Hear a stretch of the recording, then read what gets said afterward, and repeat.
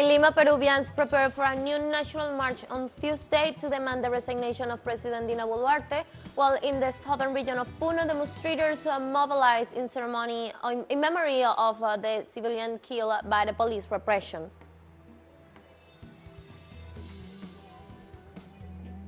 In France, over 1 million demonstrators are expected to take to the streets again on Tuesday in rejection of the government's plan to reform the country's pension system.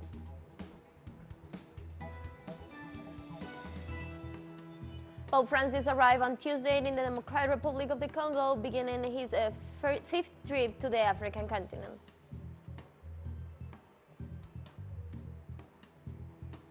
Hello, welcome to From the South. I'm Ana Marrero from the TeleSUR headquarters in Caracas, Venezuela. We begin with the news. Stay with us.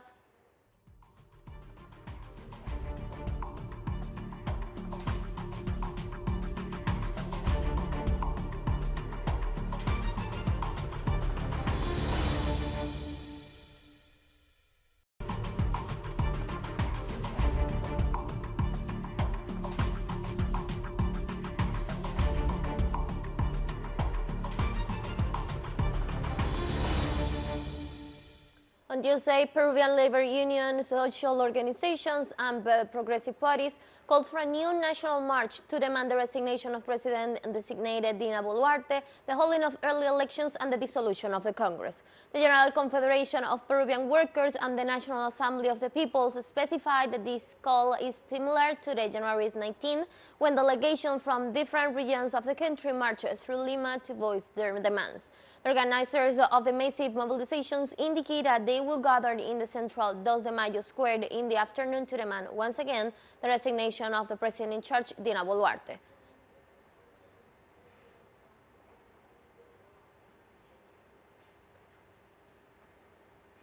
Meanwhile, in the United States, a group of House Democrats is urging the Biden administration to suspend all U.S. security assistance to Peru over the pattern of repression of anti-government protesters that has resulted in thousands of deaths.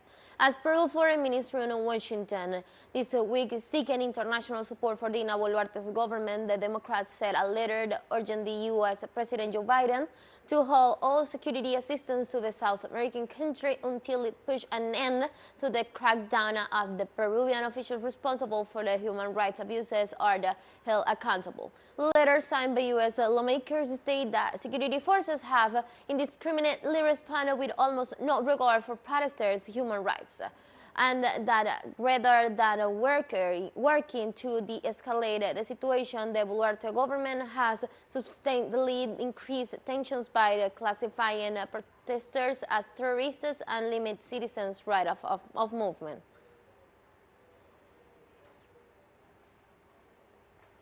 The President of Ecuador, Guillermo Lasso, and Colombia, Gustavo Petro, are meeting on Tuesday to denounce security and defense, among other issues. The meeting takes place at the University of Tulcan in the bordered Charchi province. The head of states will address infrastructure and connectivity, environment, economy, trade, social and cultural issues, as well as border integrations on a binational plan. They will also renew what has been done and agreed on new commitments from 2023. Also on Tuesday, the 9th binational cabinet meeting will be held, which should conclude with the signing of the presidential declaration and the adoption of the 2023 action plan.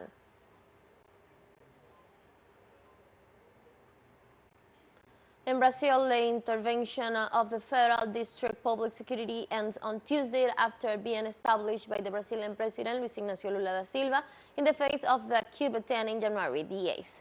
President Lula stated that there was a lot of security in the Federal District that led to the assault on the government premises and promised that the terrorists will be found and punished. The objective of the federal interventions was to put an end to the serious compromise of the public order in the territorial division marked by the invasion and loading of the headquarters of the National Congress, the Federal Supreme Court, and the presidency. The decree issued by Lula at the time was coordinated by Ricardo Garcia Capelli, current executive director of the Ministry of Justice.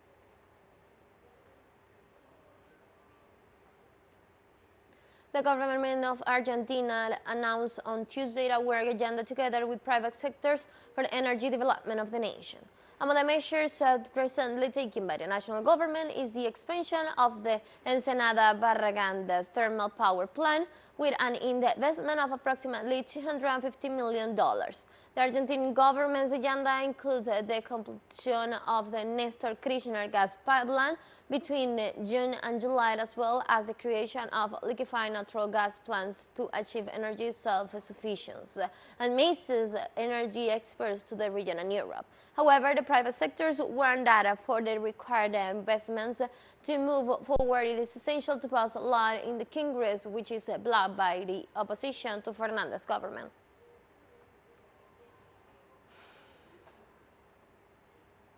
Cuba's Ministry of Public Health reported on Tuesday the kidnapping of a collaborator of the Cuban Medical Brigade, Alejandro Aguilera Milanes, in Port-au-Prince, Haiti.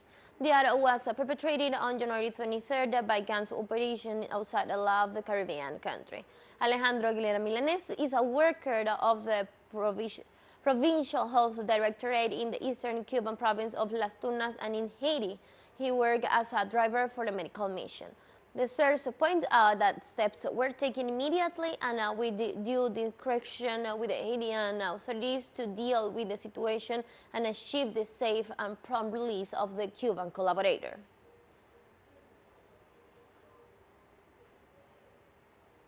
Puerto Rico's Governor Pedro Pierluisi affirmed on Tuesday before the U.S. Secretary of Energy Jennifer Granholm that he is working to achieve the goals of energy generation through renewable sources.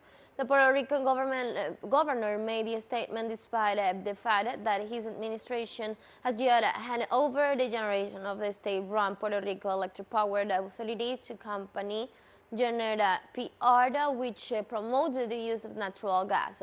The presence of the U.S. officials on the island responds to the commitment of President Joe Biden to promote the recovery of Puerto Rico after almost 5 years of devastation caused by various astronomical phenomena. Puerto Rico's state-run electric company has dealt with multiple accusations of corruption and inefficiency in the past years, in addition to the burden of a public debt on some $9 billion, the largest in any U.S. government agency.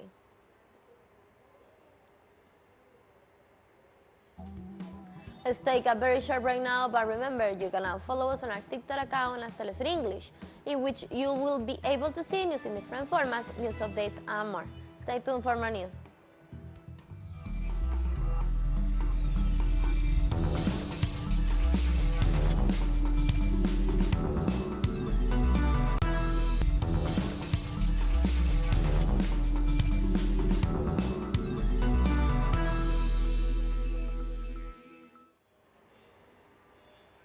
Welcome back to From the South. In the U.S., a Chicago prosecutor is dropping sex abuse charges against singer R. Kelly. The decision followed federal conviction in the difference court that assured the R&B star will be locked up for decades. He is already served a 30-year prison sentence. State's Attorney Kim Foxx made the announcement a day ahead of the court hearing. Kelly was indicted in 2019 on multiple crimes and accused of sexually abusing 4 women in Illinois, including 3 who were minors. Since then, federal juries in Chicago and New York have convicted him as a raft of crimes, including child pornography, indecent racketeering, and sex trafficking, following his conviction in a federal court in New York.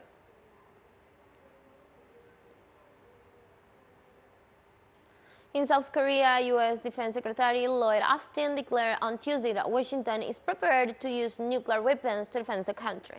Austin visits Seoul for a meeting with his counterpart Lee Jong-suk and the country's president Yoon Kyu-yeol. After the meeting, the defense secretary warned that a challenge that South Korea is a challenge to his allies and reaffirmed his commitment to the East Asian nation. In this regard, the U.S. representative assured that this commitment includes his country's conventional nuclear and anti-missile defense capabilities, as well as the presence of more than 20,000 forward military personnel in the southern part of the Korean Peninsula. After the meeting, the defense shifters agreed to boost the level and escalation of their cabinet military exercises.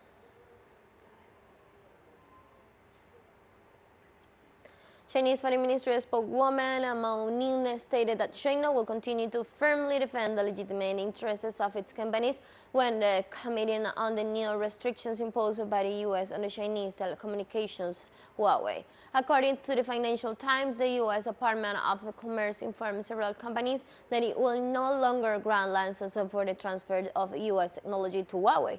Restrictions on the Chinese company, one of the forerunners of the development of 5G mobile internet networks, began to be implemented during the presidency of Donald Trump as supplies need to approval of the U.S. government. According to the Chinese Foreign Ministry spokeswoman, such actions contradict the principle of the market economy and the rule of international trade, undermine the confidence of the international community in the U.S. business environment, and that represents open technological hegemony.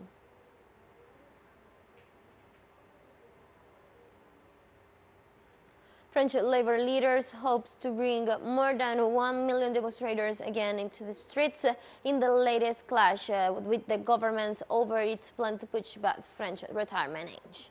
For both sides, the nation was tried and protesters are in an important test. On one hand, French President Emmanuel Macron's government said it is determined to push through his election pledge that reform the country's pension system. On the other, labor unions and left-wing legislators fight in parliament against Macron's plan are counting on protesters to turn out massively to strengthen their efforts to kill the bill. I know that even within Emmanuel Macron's party, there are also people who are beginning to question themselves, who have doubts, who see that this reform is unfair, and who also see that people are being lied to. The day the reform was announced, Elizabeth Borne kept saying that it was a reform of justice. Now, they talk to us about reform of effort. It is already not the same thing, and above all, we realize that the efforts weigh on those whom life already weighs upon the most, so it is unfair. In southern Spain, various organizations and citizens denounced the forced eviction of the town of Walladolid in the province of Almería. About 450 migrants, mostly farms laborers, were forced to leave the place on Monday without cleared housing alternatives. The eviction was carried out in the midst of a strong development of the municipal police of Niyard and the civil guard. They also denounced a suspicious fire that began to raise the low-income houses. The eviction was backed by a court order that announced weeks before for January the 30th. According to one of the social organizations, many workers left, but others had nowhere to go and were forcibly removed under temperatures of around 5 degrees Celsius.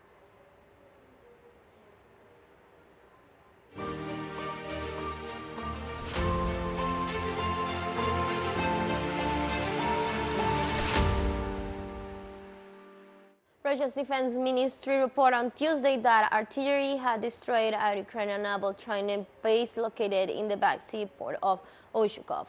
According to the report, this site was at the location of the 73rd Ukrainian Naval Special Operations Center, and during the bombing, 14 enemy soldiers were killed, including some British mercenaries who were acting as instructors of sabotage groups. According to the Russian intelligence data, this Ukrainian base was used to launch the underwater drones which carried out the failed attacks last November against the ports of Sevastopol, headquartered in the Russian Black Sea Fleet.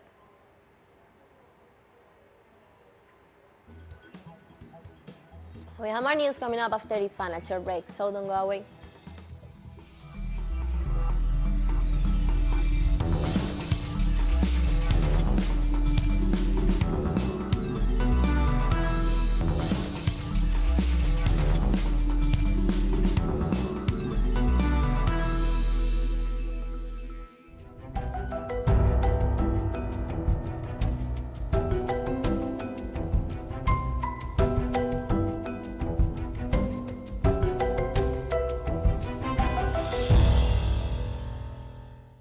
Welcome back. Residents in New Zealand's large city were bracing themselves on Tuesday for another to look more flooding for days after the Auckland endured its hottest days on record in the storm that killed 4 people. State of emergency was put in place for the city as officials closed schools and advised people to work from home. Heavy rains as expected from Tuesday through Wednesday. The Northern region north of Auckland also declared an emergency with heavy rain starting the fall on Tuesday. Met Services meteorological Dina Griffiths confirmed that there were risks of extremely intense rainfall in Northland and Auckland. Thus, Friday, the amount of rain was that would typically fall during the entire summer hit in a single day in Auckland. At the moment, from what the severe weather team and myself are seeing on the radar, the warnings are on track. Northland is the only region that has already started its red warning for heavy rain, but the other regions have yet to start. For Auckland and Northland, we're not seeing non-stop rain. As expected, it's lines of heavy falls coming in bands, so stop-start with the risk of extremely intense rainfalls. Pope Francis arrived on Tuesday in the Democratic Republic of the Congo, beginning his fifth journey to Africa. Pope Francis' visit to the African nations, the Democratic Republic of the Congo and South Sudan, also marked his 40th apostolic journey abroad. The pontificate was received in Kinshasa with a welcoming ceremony. The Pope then paid a courtesy visit to President Felix Tshisekedi and addressed the country's authorities, civil society, and diplomatic corps. At the completion of the journey on Sunday, Pope Francis will have visited 60 countries since the start of his pontificate.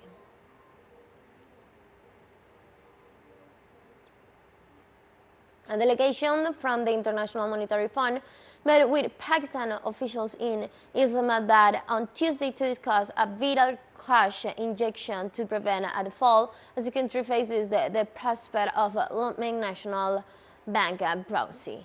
Prime Minister Shehbaz Kashafi from months held out against the tax rises and the subsidy demanded by the IMF. However, in recent days, with the possibility of national bankruptcy approaching, Islamabad has been forced to rethink their initial stance. The IMF delegation arrived on Tuesday to the nation still reliant from unprecedented floods that submerged a third of its territory. The world's fifth biggest population has less than $3.7 billion in a state bank, enough to cover just 3 weeks of imports. Therefore, it is no longer issuing letters of credit except for essential goods and medicines.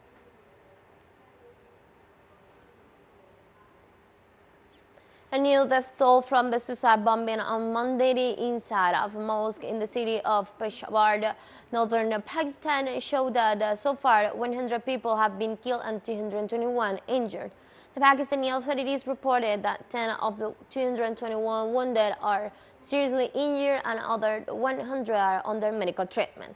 The local police assured that there could still be people under the rubble of the scrap site, so they did not rule out that the new balance of victims could increase.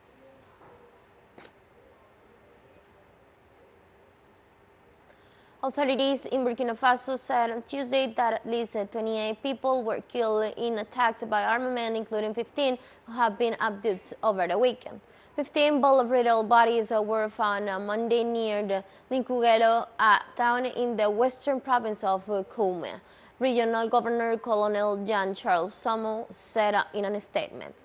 The 15 victims were among 24 people aboard 2 minibuses from Bonfora that were stopped in Linkugelo by gunmen on Sunday, the government added. In another attack, 10 military policemen, 2 members of the auxiliary armies, forces and civilians were killed in northern Burkina Faso in terrorist attacks perpetrated on Monday in the town of Falanguru, the army said.